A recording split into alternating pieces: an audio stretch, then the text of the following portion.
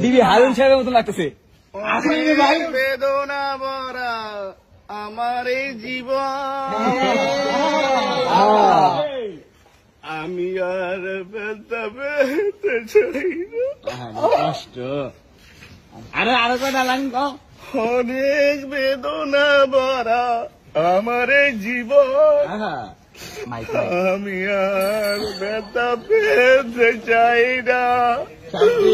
অনেক কেঁদেছি আমি এই জীবনে, করুণার পেতে চাই না।